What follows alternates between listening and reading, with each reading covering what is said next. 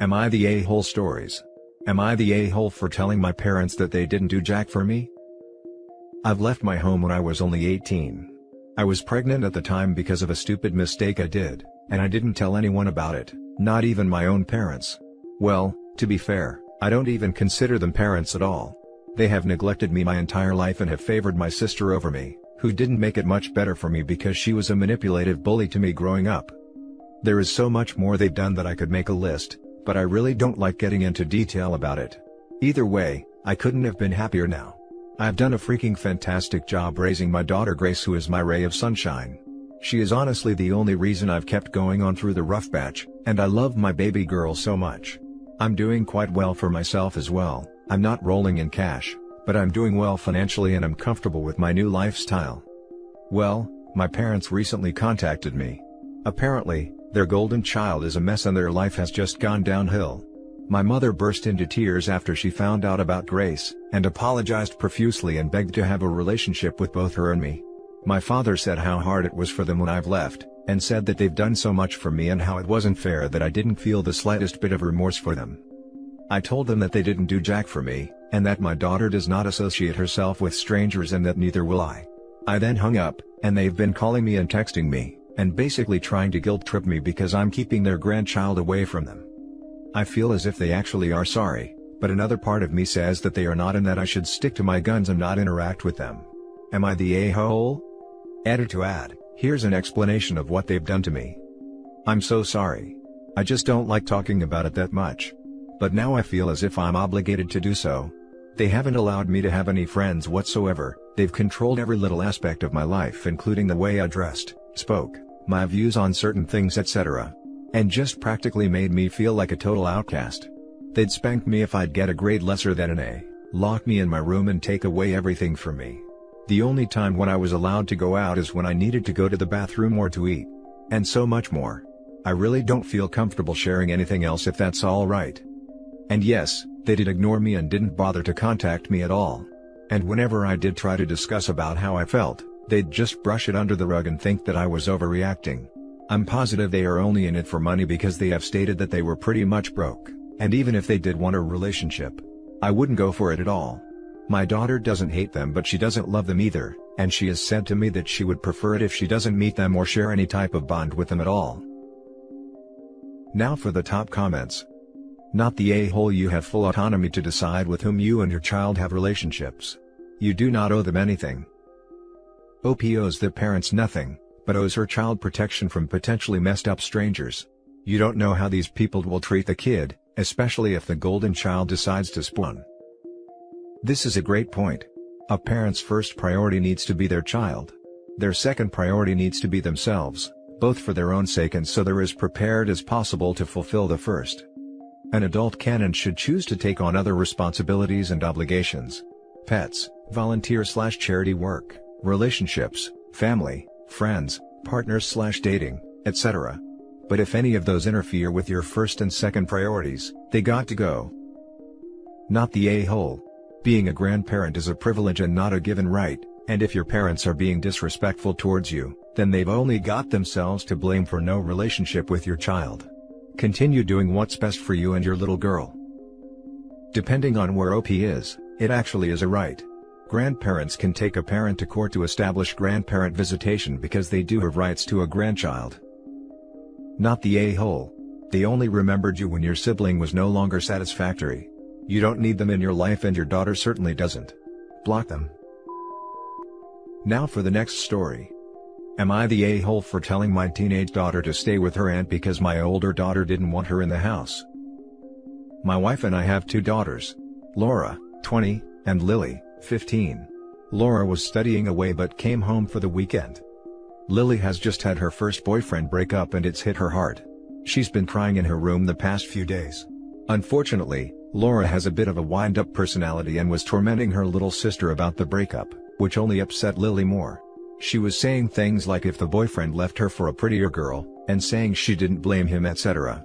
Horrible things. We did tell Laura repeatedly to cut it out but she didn't listen, to the point that Lily went to bed in tears. Laura has eye problems. She has been very visually impaired since she was a baby. Her current glasses prescription is -28 and she can't wear contacts. We woke up this morning to screaming from Laura's room. Laura had woken up and put her glasses on, but the lenses had been popped out. Lily admitted to doing it and said she threw the lenses out the window. We did try to search for them outside but they couldn't be found. Laura was crying her eyes out and couldn't see anything at all. She does have a spare pair of glasses but as she only came for a couple of days, she didn't bring them with her. To be fair, Lily regretted what she did as soon as she saw how upset Laura was, but Laura didn't want Lily near her and begged us to keep her away. My wife's sister lives nearby, and I asked Lily to go and spend the day there, because Laura was blinded, and looking after her had to be our main concern. I then got a call from my sister-in-law, saying how dare you throw her out for that spoiled bully. It's not about spoiling anyone. Laura was blinded and terrified, and was too scared to be in the same house as Lily. It was right to ask her to leave until we could get Laura back to her place where her spare glasses were. I do get that it was harsh to just tell Lily to leave, but what else could we have done when our other child was unable to see and crying in fear? You're the a-hole. The oldest was, in your own words, tormenting her little sister. You should have made her leave. I can't blame the youngest for wanting revenge, to be honest. Your oldest sounds horrible. Yeah, she's an adult. She had no business being there if she's going to torment a child. I missed this part at first. 20 years old? That's not a wind-up personality, that's an a-hole, like her dad. You're the a-hole. You're the a-hole. What the hell? You're the a-hole for letting a 20-year-old bully a child like that. And he's also the a-hole for throwing out his minor child, which I'm pretty sure is illegal. Added to add, my mistake, he only threw her out for the day, but he's still an a-hole though. Laura may manipulate him into keeping her there until she leaves at the same time, but for now he hasn't. My mistake. You're the a-hole. So it's okay to let Lily suffer, but it's not okay when Lily reaches her breaking point after you doing nothing to discipline Laura? I know, yes, what Lily did was wrong, but it's on you for not setting boundaries. Sister-in-law, saying how dare you throw her out for that spoiled bully. This comment also makes me think that maybe this wasn't an isolated event, but the older sister has been tormenting the younger one for years and the parents did nothing. What Lily did was a touch extreme, but probably driven to it by years of emotional and mental abuse from a bully sister and enabling parents. Hopefully this will wake up the parents to realizing where they have failed the younger sister. Next story. Am I the a-hole for telling my, possibly, dying sister that I'm not obligated to mend our relationship? Long story short, my older sister has always been mentally abusive and manipulative. I never realized this until I moved out and started a family of my own. Over the past few years, she's insulted me, my wife, my job, accused us of keeping our child from the rest of the family, accused me of manipulating her kids into thinking she was a bad mom, etc. She'll talk crap behind everyone else's back, but will act like nothing's wrong and that she's the perfect person to your face. I finally got tired of it and cut her out of our family, because we couldn't handle the stress of trying to manage the relationship between us, her, and the rest of my family. My mom has always taken her side because she twists everything we say into making her the victim. Last week, I was told by my mom that a large mass was found in my sister's midsection, and that she was showing clear signs of ovarian cancer. My mom asked me to reach out to her, so I did. In my message to her, I told her that I forgave her, still loved her, that she's still family, that I hope her situation turns out for the best, and that under no circumstances would I ever wish harm on her. I also told her that I'm not obligated to mend our relationship, but I was open to it as long as her actions could match her words, and that it would take a long time for me to even attempt to trust her, even if she did end up changing her ways. Instead of responding back, evidently, she chopped up that message and sent it out of context back to my mom, who then berated me for talking that way to her when she could be dying. I feel like I'm in a lose-lose-lose situation. If I kiss her butt, I've completely lost my morals and strong stance for my family. If I don't respond at all, I don't care. If I responded the way I did, I'm an insensitive a-hole. Am I the a-hole? Edit, I sent my mom the full message after being berated, only for her to respond that the message didn't sound forgiving or caring, which is what your sister needs right now. My sister also reached out about 2 weeks ago, assuming around when she was first notified about the issue by the doctor. Her message followed a pretty typical pattern that she does of responding about 2 months of her being horrible to someone, then acting as if she hasn't said anything wrong, and that she hasn't done anything warranting an apology. Now for the top comments. Send the real text to your mom and stop reaching out to your sister. Should have added this to the main post. This is my response to 2 others that have already said this. Yeah, that was my first action after she messaged me. I'm still in the wrong because your message wasn't filled with forgiveness and caring, which your sister needs right now. Sweet, thanks mom lol. Then just take yourself out of the drama. You don't have to be the one to reach out and mend things. Make it clear to your mother that a sickness isn't a magical wand that makes it all better again. Whether you want to be there for her if God forbid it is bad news, is up to you and doesn't mean you have to necessarily forgive. Very well put. Unfortunately, my sister has a tendency to bring drama to people, even when they attempt to stay out of it. Guaranteed, my entire family, outside of my wife and child, would be bearing down on me if I did nothing, although I agree removing myself would be the best choice if that wasn't the case. Not the a-hole. But your mother is as much of a problem as your sister. Why on earth is your mother allowing this? I have adult children. I would never tolerate them running to me as though they were little kids in a fight calling for their mommy. The only reason your sister even does this is because your mother supports her. I'm sorry. You feel like you're in a lose-lose situation because you are.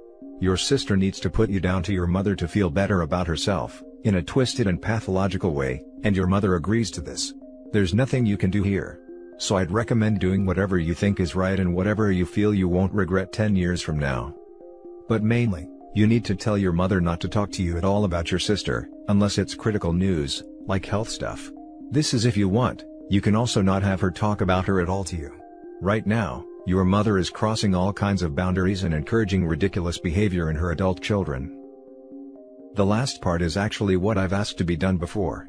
We had a huge ordeal where my sister was going behind my back, talking all sorts of nonsense that wasn't true about my wife, and we were all playing a huge stupid game of telephone. That's when I laid down the line that if anyone has a problem with anyone else, they go directly to that person and no one else. You can see how well that worked. Otherwise, you 100% summarized it perfectly. Now for the last story.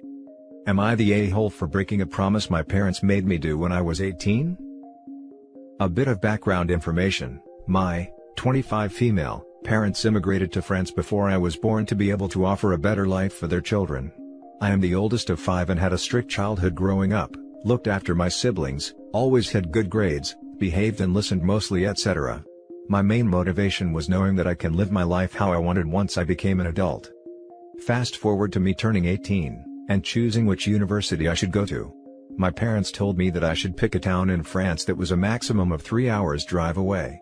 I secretly applied to British universities because I want to study English, and got accepted. My parents said, fine, you can go since you got accepted, but you have to promise to come back home after your studies. Being 18 years old, I just did what they told me to, so I could go without thinking too much about the consequences. Fast forward to now, after completing a degree in English and education which took 5 years, I found a job as a teacher in the UK and stayed. This is now my 2nd year of teaching. I have a boyfriend of 5 years, pay for my own apartment, and have not relied on my parents, financially, for years now. My mum demands that I come back home, start living in their house and find a job in France. She wants me to throw my life in the UK away, because of a promise I made when I was 18, but I just want to live my life how I want instead. They make me feel guilty for not keeping that promise and even set an ultimatum. It has to happen now or never. My mum thinks that I will never come back if I do not come back home this summer. Now this pressure/guilt I feel has strained our relationship. By the way, my parents are healthy and well and do not need me in France. Of course, I would be with them if they needed support. The way I see it, they are upset that their oldest child left the nest and has no intention of coming back anytime soon. Am I the a-hole for not keeping the promise I made when I was 18? Think your parents need to let you live your life. You are clearly a responsible adult making good decisions in life. You'd only grow to hate them for making you give up the life you've got. Your last point is very true. Just out of interest, what was the ultimatum, now or what happens? Not the a-hole and your parents were foolish to make you make that promise, and even more foolish to expect you to keep it. My mum thinks I will come back now, meaning this summer, or never, always live in the UK, which will sever our relationship. In reality, I did not plan on doing either. I want to stay in the UK for at least another year and then move to a different country hopefully. My mum wants me to think that our relationship would only work if I moved back this summer at least for a year. After that, She says it would be too late to still be on good terms because I left them for so long. That's the ultimatum. Not the a-hole. A promise that is made under coercion and pressure is not a promise. Your parents put an unreasonable condition on you when you wanted to go to university, and you didn't really have much of a choice other than to say yes. Sounds like your parents come from a culture where they expect to have a lot of say in their adult children's lives, so I am sure it is hard for them to understand your decision-making, but it's the hard truth that, while they may have been able to give you more stability and opportunities by coming to France, that also altered the social and economic terrain in which their children would structure their own lives. And that's it for this video, guys. If you have thoughts to share, leave a comment below. Don't forget to hit like and subscribe if you like this content. I'll catch you in the next one. Good day, everyone.